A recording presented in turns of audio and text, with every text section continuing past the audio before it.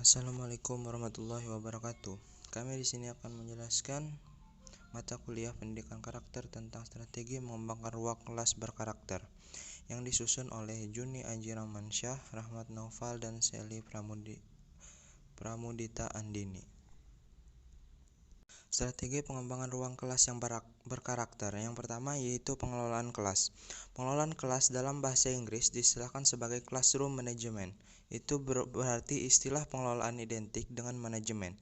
Pengertian pengelolaan dan manajemen pada umumnya yaitu kegiatan-kegiatan meliputi perencanaan, pengorganisasian, pengarahan, pengkoordinasian, pengawasan, dan penilaian.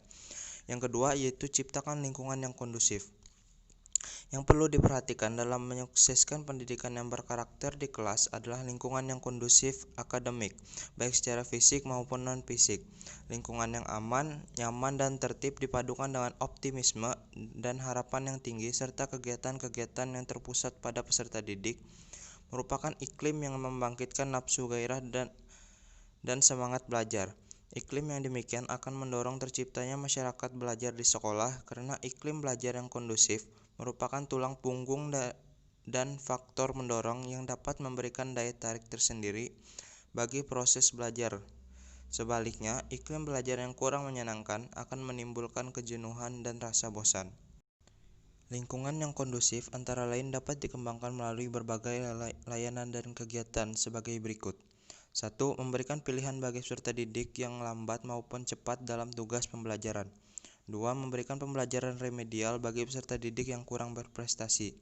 3. Mengembangkan organisasi kelas yang efektif, menarik, nyaman, dan aman bagi perkembangan potensi seluruh peserta didik secara optimal.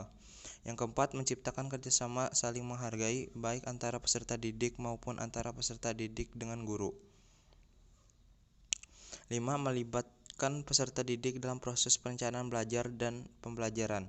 6. Mengembangkan proses pembelajaran sebagai tanggung jawab bersama antara peserta didik dan guru, sehingga guru lebih banyak bertindak sebagai fasilitator dan sumber belajar.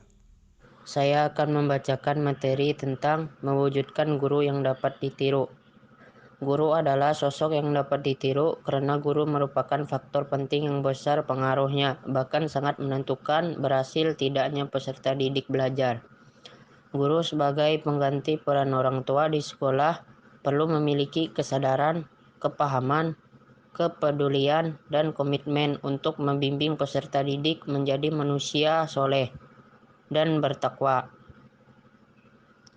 Fitrah kecintaan guru kepada peserta didik telah mendorong berbagai upaya untuk menjadikan peserta didik menjadi makhluk yang lebih baik. Allah Subhanahu wa Ta'ala berfirman, "Sungguhnya hartamu dan anakmu hanyalah ujian bagimu, dan di sisi Allah lah pahala yang besar."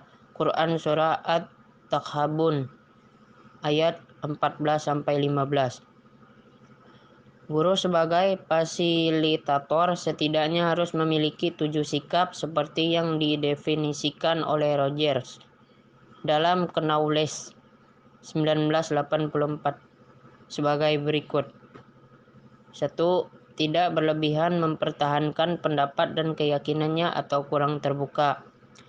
Yang kedua, dapat lebih mendengarkan peserta didik, terutama tentang inspirasi dan perasaannya. Yang ketiga, mau dan mampu menerima ide peserta didik yang inovatif dan kreatif bahkan yang sulit sekalipun. Yang keempat, lebih meningkatkan perhatiannya terhadap hubungan dengan peserta didik seperti halnya terhadap bahan pembelajaran. 5. Dapat menerima feedback, baik yang positif maupun negatif. Yang keenam, toleransi terhadap kesalahan yang diperbuat peserta didik selama proses pembelajaran. Yang ketujuh, menghargai prestasi peserta didik. Tumbuhkan disiplin peserta didik. Disiplin dari peserta didik bertujuan untuk membantu menemukan diri serta berusaha menciptakan suasana aman, nyaman, dan menyenangkan bagi kegiatan pembelajaran, sehingga mereka menaati segala peraturan yang ditetapkan.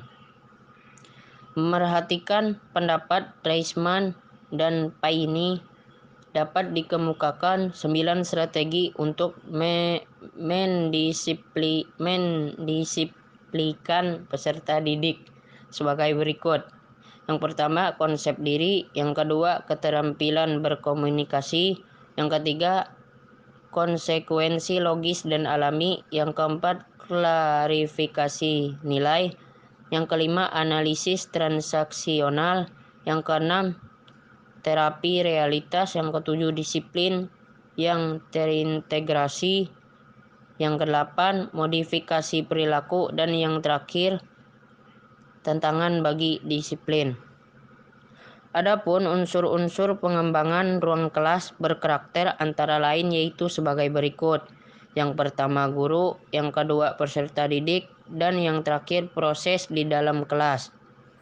Dalam sebuah sekolah atau fasilitas pendidikan, perlu adanya ruang kelas berkarakter yang dikelola dengan baik. Adapun kegiatan-kegiatan yang perlu dilakukan guna mengembangkan sebuah ruang kelas yang berkarakter adalah sebagai berikut. 1. Membuat ruang kelas nyaman dan bersih.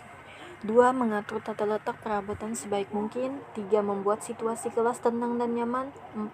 Pengecekan absensi peserta didik secara berkala. 5. Menyampaikan materi dengan baik.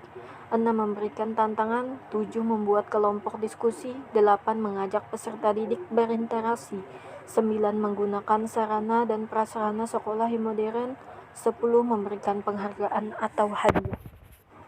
Dari materi di atas dapat disimpulkan, untuk menciptakan ruang kelas yang berkarakter memang tidak mudah, apalagi bagi calon pendidik. Dengan mempelajari dan menerapkan strategi-strategi khusus, para pendidik maupun calon pendidik dapat menciptakan ruang kelas yang berkarakter dengan baik. Ada beberapa strategi yang harus dipelajari dan diterapkan oleh pendidik untuk mengembangkan ruang kelas yang berkarakter dengan cara bertahap, yaitu pengelolaan kelas, ciptakan lingkungan yang kondusif, wujudkan guru yang dapat ditiru, dan tumbuhkan disiplin bagi peserta didik.